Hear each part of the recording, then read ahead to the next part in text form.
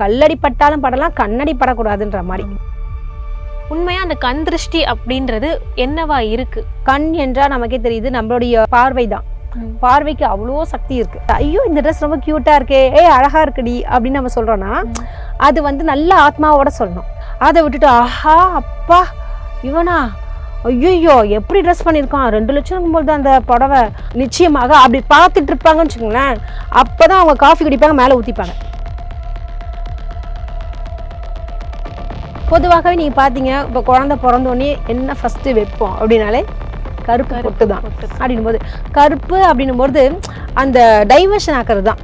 பார்த்துட்டு போனால் இவனை பார்த்துட்டு போனால் அவன் முடிஞ்சான் அப்படின்வாங்கல்ல, அந்த காரியம் வழங்காதுப்பா அப்படின்வாங்க.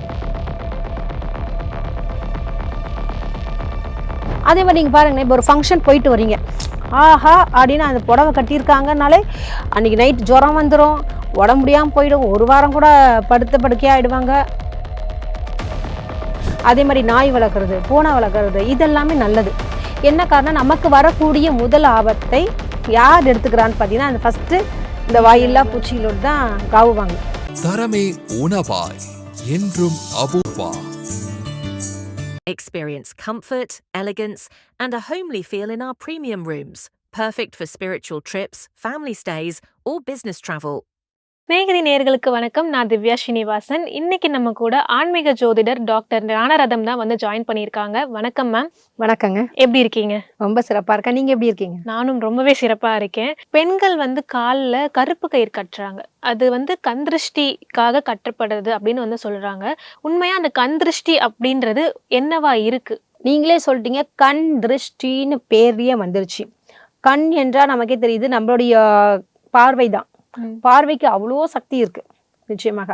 அதாவது இதுலயே வந்து நல்ல மனசு இருக்கிறவங்க நல்லபடியா பார்த்தா ஐயோ இந்த ட்ரெஸ் ரொம்ப கியூட்டா இருக்கே, அழகா இருக்குடி அப்படின்னு நம்ம சொல்றோம்னா அது வந்து நல்ல ஆத்மாவோட சொல்லணும். நீ ரொம்ப அழகா இருக்க, அப்படி மகாலட்சுமி மாதிரி இருக்க, ஒரு அப்படியே அம்பாள் மாதிரி வர அப்படின்றது மனசார சொல்லி நல்ல விதமா சொன்னா அந்த கண்கள் வந்து இன்னும் நல்ல பாசிட்டிவான எனர்ஜி உங்களுக்கு கொடுக்கும். அதை விட்டுட்டு ஆஹா அப்பா இவனா ஐயோ எப்படி ட்ரெஸ் பண்ணியிருக்கான், 2 லட்சம் போது அந்த புடவை அப்படின்லாம் பார்க்குறாங்கல்ல, அது மாதிரி பார்க்குறவங்களுக்கெல்லாம் நிச்சயமாக அப்படி பார்த்துட்டு இருப்பாங்கன்னு வச்சுக்கோங்களேன். அப்போதான் அவங்க காஃபி குடிப்பாங்க, மேலே ஊற்றிப்பாங்க. அந்த ஒரு செகண்ட்லேயே அந்த கண் திருஷ்டி ரிஃப்ளெக்ஷன் ஆகி அதுக்கு தான் அந்த காலத்தில் என்ன சொல்லியிருக்காங்கன்னா, கல்லடி பட்டாலும் படலாம், கண்ணடி படக்கூடாதுன்ற மாதிரி விஷயங்கள். அப்படின்னா கண்ணுக்கு அவ்வளோ ஒரு பவர் இருக்குன்னு அர்த்தம். அதான் சொன்னேன், இவன் கண்ணில் பற்றாத அப்படின்வாங்க சில இதெல்லாம்.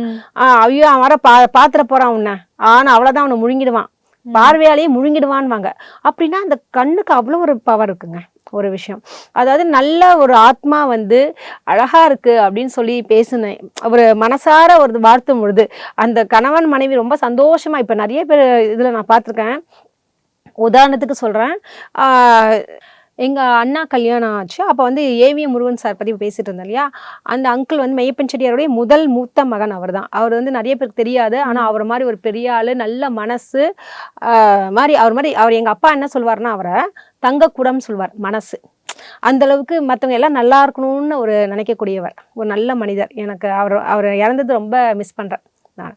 ஸோ அவர் வந்து என்ன பண்ணாரு, எங்கள் அண்ணா கல்யாணத்துக்கு கள்ளக்குறிச்சியில் கல்யாணம் வச்சோம். அங்கே வந்து அவர் அந்த வாழ்த்தும் பொழுது அவரை தான் எங்கள் அப்பா என்ன பண்ணார், தாலி எடுத்து கொடுங்கன்னாரு. அது மாதிரி அவர் தான் எடுத்து தாலி எடுத்து கொடுத்தாரு. இன்றைக்கி அவங்க ரொம்ப சுபிட்சமாகவே இருக்காங்க.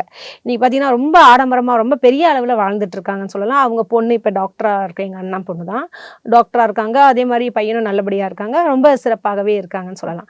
ஸோ அதற்கு காரணம் என்னென்னா, அவங்க தாலி எடுத்து கொடுக்குறாங்கல்ல, அது ஒரு விஷயம். இதே மாதிரி இன்னொருத்தவங்களுக்கு பேர் சொல்ல விரும்பலை, இன்னொரு கல்யாணம் நடந்துச்சு. அந்த இடத்துல வந்து இவர் தான் எடுத்து கொடுப்பாருன்னு நினச்சா மாற்றி கொடுத்துட்டாங்க, வேற ஒருத்தர் எடுத்து கொடுத்துட்டாங்க தாலியை. அந்த வாழ்க்கை பார்த்தீங்கன்னா இன்னைக்கு முடிஞ்சிருச்சு.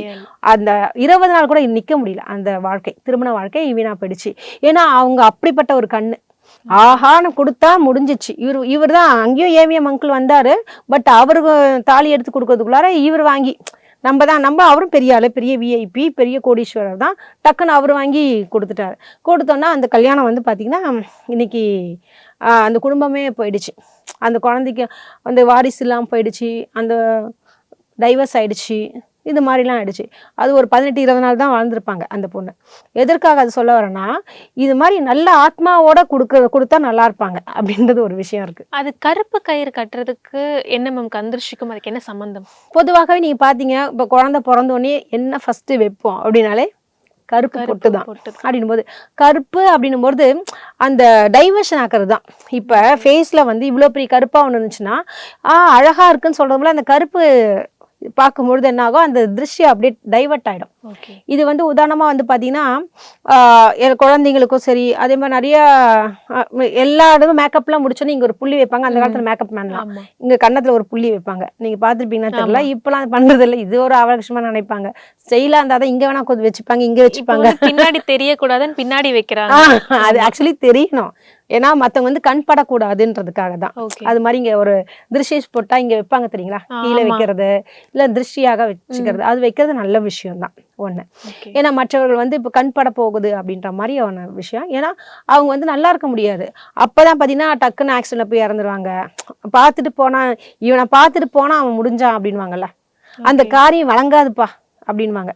பார்த்துட்டு போனாலே அவன் கண்ணு பற்ற போது கிளம்பு அப்படின்வாங்க.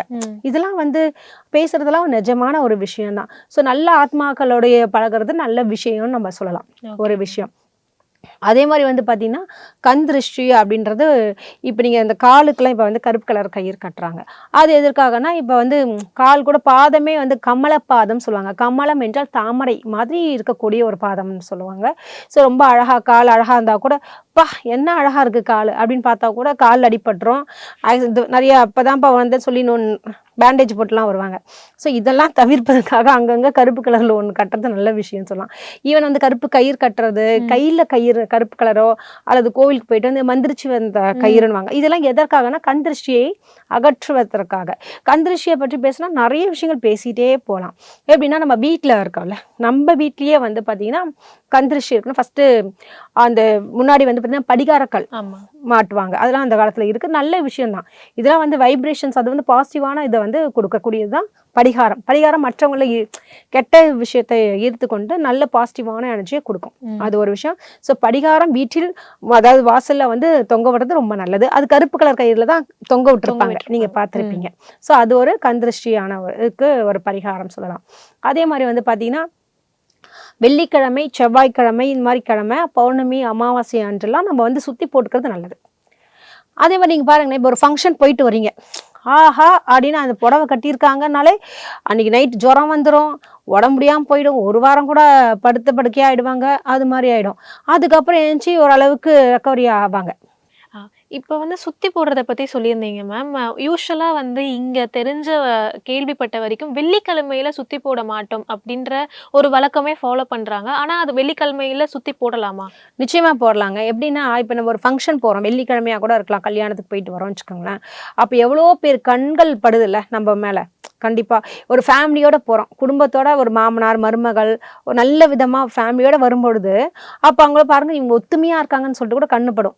இவங்கப்பா நம்ம வீட்டிலலாம் பாரு, மருமக வந்து அங்கே தனியாக போய் ஃபங்க்ஷன் அட்டன் பண்ணுறா, நம்மலாம் இந்த மாதிரி குடும்பத்தோட போகணும்னு ஆசைப்படுறோம், இல்லை இவங்க மட்டும் ரொம்ப சந்தோஷமா வராங்க போகிறாங்கன்னு சொல்லிட்டு இந்த கண்கள் இருக்குல்ல, அதாவது நல்ல கண்களாக இருந்தால் பிரச்சனையே இல்லைங்க, இன்னும் நல்லா இருப்பாங்க அவங்க. அது வந்து இது இல்லை, வாழையடி வாழையாக சூப்பராகவே இருப்பாங்க. அதே வந்து பொறாமையோட இருப்பாங்கல்ல, அவங்களோட கண்கள் எல்லாம் இருக்குல்ல, அவங்க என்ன பண்ணுவாங்க, அப்பா இவங்க லைஃப் நல்லா இருக்கு.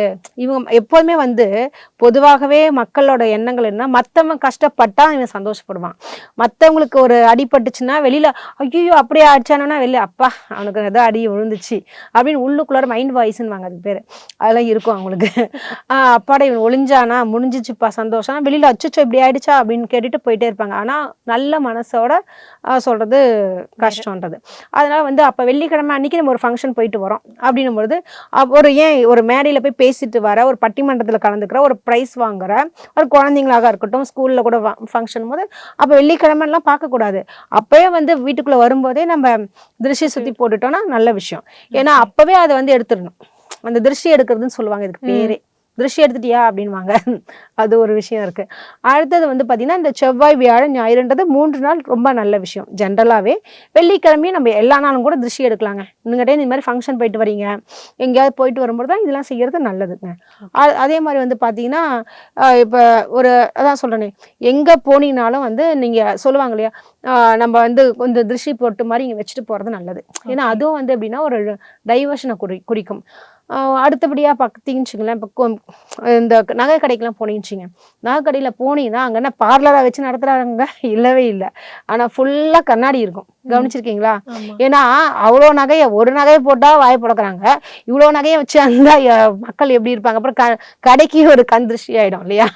அதனால ஃபுல்லாக கண்ணாடி வந்து ஃபுல்லாக வச்சுருவாங்க. அது கூட எப்படின்னா, நீங்கள் ஃபஸ்ட்டு வந்து ஆண் பார்க்கறதுக்குள்ளாரே நம்ம முகத்தை பார்க்கும்போது நல்லா இருக்குமா அப்படி சொல்லி டைவர்ஷன் ஆகிடும் கண்ணாடி வச்சுட்டா. இப்படி ஒரு கதை இருக்கா அதுக்கு பின்னாடின்றது? ஆமாங்க. அதனாலதான் அந்த காலத்துல இருந்து இன்னைக்கு வரைக்குமே நான் கடையில கண்ணாடி வச்சிருக்கிறது காரணமே அது ஒரு விஷயம் தான். ஏன்னா கண்ணாடி எடுத்துட்டு காமிச்சா முடிஞ்சிச்சு, ஏன் அங்கங்க வச்சிருக்காங்கன்றது ஒரு விஷயம். அதே மாதிரி நம்ம வீட்டுல கூட என்ன பண்ணலான்னு பாத்தீங்கன்னா, கண்ணாடியை வந்து இப்ப வீட்டுக்குள்ள வராங்க இல்லையா, அப்ப ஆப்போசிட்லயே வந்து அவங்க உள்ள வரும்போதே அவங்க முகம் தெரியுற மாதிரி கண்ணாடி வைக்கணும். அப்படி வைக்கும்பொழுது என்ன ஆகும்னா அந்த கண் திருஷ்டி வந்து அகன்றிடும். அதே மாதிரி வந்து வீட்லயே வந்து மீன்லாம் வளர்க்குறாங்கல்ல, வளர்க்கறது, அதே மாதிரி நாய் வளர்க்குறது, பூனை வளர்க்குறது, இதெல்லாமே நல்லது. என்ன காரணம், நமக்கு வரக்கூடிய முதல் ஆபத்தை யார் எடுத்துக்கிறான்னு பார்த்தீங்கன்னா, அந்த ஃபர்ஸ்ட் இந்த வாயில்லா பூச்சிகளோடு தான் காவு வாங்கிடும். அதுலயே நமக்கு தெரிஞ்சிடும் வீட்டில் ஏதோ பிரச்சனை வரப்போகுது அப்படின்றதுக்கு ஒரு சிம்டம்ஸ். இதற்கெல்லாம் வந்து கண் திருஷ்டியும் ஒரு காரணம். ஓகே. இப்போ நீங்க சொல்லும்போது ஒரு டவுட் வருது. இந்த நாய் வந்து ஒரு விதமான ஊளையிடுறது அந்த மாதிரிலாம் பண்ணா கெட்டது நடக்கும், வீட்டில் ஏதோ ஒரு அசம்பாவிதம் நடக்கும்னு சொல்றாங்க. அது உண்மைதானா? ஆமாங்க. நிறைய பேர் வீட்டில் பார்த்தீங்கன்னா ஊழ விட்டுச்சு, நல்ல சமயம் நம்ம வீட்டில் எதாவது பார்த்தா 3வது வீட்டில் வந்து டெத் ஆயிடுச்சு அப்படின்வாங்க. நேற்று நைட்டு தான்க்கா அப்படி ஆச்சு, லாஸ்ட்டில் பார்த்தா நம்ம வீட்டுக்கான 3 நாளாவே ஊழ விட்டுட்டு இருக்குது அப்படின்றாங்க. நாய் ஊழ விட்டுட்டு இருந்துச்சு, எல்லாரும் பயந்துட்டு தான் இருந்தோன்னு. அதெல்லாம் ஒரு சகுன சாஸ்திரங்கள் இருக்குங்க. இப்போ நமக்கு இங்கே பூகம்பம் ஆகுதுல்ல, அது மாதிரி ஆகும்போதெல்லாம் நிறைய பறவைகள்லாம் ஒன்றுமே சேதமே ஆகாது. காரணம் அவங்களுக்கு முன்கூட்டியே தெரிஞ்சிடும், அந்த வைப்ரேஷன்ஸ் அவங்களுக்கு இருக்கு. இப்போ வந்து இவ்வளோ சொல்லிட்டீங்க மேம், கந்திருஷ்டி இதெல்லாம் வரும், இதெல்லாம் ஸ்டாப் பண்ணலாம் அப்படின்னு. ஆனால் உண்மையாகவே கந்திருஷ்டி பட்டுருச்சு அப்படின்றப்ப ஓகே எதெல்லாம் பண்ணால் அது சரியாகும் அப்படின்ற ஒரு விஷயம் இருக்குல்ல, அது என்னவா? இது ரொம்ப நல்ல ஒரு கொஷின்ஸ். எப்படின்னு பார்த்தீங்கன்னா, எல்லாருக்குமே வந்து அப்போ யாருமே மேக்கப் போடாமல நடக்க முடியும், அல்லது வந்து நல்ல ட்ரெஸ் போடாமல நம்ம போக முடியும், அல்லது வந்து எல்லா ஃபங்க்ஷனுக்கு அட்டன் பண்ணாமல இருக்க முடியும். எப்போதுமே என்ன பண்ணுங்க, இந்த வெளியே போயிட்டு வந்தோடனே வந்து பார்த்தீங்கன்னாலே மிளகு உப்பு இருக்குல்ல, அது ரெண்டுமே கையில் எடுத்துட்டு நமக்கு நம்மளே கூட சுற்றி போட்டுக்கலாம். ஒரு விஷயம் இருக்குது. அதே மாதிரி வந்து நம்ம வீட்டில் இருக்கக்கூடிய பெரியவங்க யாராவது இருந்தாங்கன்னா அவங்க வந்து ஆரத்தி எடுத்து சுற்றி போகிறது நல்ல விஷயம்னு சொல்லலாம். அதே மாதிரி எலுமிச்சம்பழம் இருக்குல்ல, அதில் சுற்றி போகிறது நல்ல விஷயம்தான். அடுத்தது வந்து பார்த்திங்கன்னா தேங்காய் உடைக்கிறது பார்த்துருப்பீங்களா, அதுவும் சுற்றி போகிறது நல்ல விஷயம்தான். அதுக்கு அடுத்தது வந்து பார்த்திங்கன்னா பூசணிக்காவும் பெரிய விஷயம். இதுல இருந்து ஒரு தத்துவம் என்ன விஷயம்னா, பூசணிக்கான்றது ஒரு மனுஷனையே பலி கொடுக்குற மாதிரியான விஷயம் இந்த கண் திருஷ்டிக்கு. இந்த எலுமிச்சம்பழம்ன்றது கோழி இருக்குல்ல, கோழிலாம் காவு கொடுப்பாங்களா, அது மாதிரியான விஷயம் தான் எலுமிச்சம்பழம்.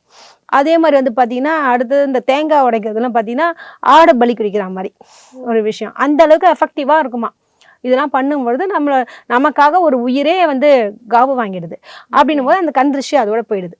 இதுக்காக தான் எலுமிச்சப்பழம், தேங்காய், பூசணிக்காய்லாம் திருஷ்டி இதுக்காக யூஸ் பண்றாங்க. ஆமாங்க. ஓகே. இதுக்கு பின்னாடி எனக்கு புதுசா இருக்கு ஆக்சுவலி இது. ஆமா, அதனாலதான் பாருங்க, நீங்க எந்த கோவிலுக்கு போனீங்கனாலும், இப்போ காளி கோவில்லாம் போறீங்களா, இப்போ மேல்மருவத்தூர் சரி, பிரத்திங்கரா கோவில், அப்புறம் அதே மாதிரி வந்து பாத்தீங்கன்னா பாடிக்காடு முனீஸ்வரர் கோவில், ஏன் வண்டி வாகனம்லாம் போகும்போது பாத்தீங்கன்னா எலுமிச்சம்பழத்தை வச்சுதான் ஸ்டார்ட் பண்ணுவாங்க. அதே மாதிரி மெயின் ரோட்லயே பாத்தீங்கன்னா காவல் தெய்வங்கள் இருக்கும், அதை போயிட்டு சாமி கும்பிட்டுட்டு வண்டி எடுப்பாங்க. ஏன் வண்டி முதல்ல வாங்கினீங்கனாலும் அங்கதான் ஃபர்ஸ்ட் பூஜையே போடுவாங்க. இது மாதிரியான விஷயங்கள் எல்லாமே திருஷ்டிக்காக தான். ஓகே ஓகே மேம், இது உண்மையாவே பாக்குறவங்களுக்கு ஒரு புது தகவலா இருந்திருக்கும் நம்புறேன். ரொம்ப நன்றி மேம். நன்றி. தரமே உணவாய் என்றும் Apoorva. Experience comfort, elegance, and a homely feel in our premium rooms. Perfect for spiritual trips, family stays, or business travel.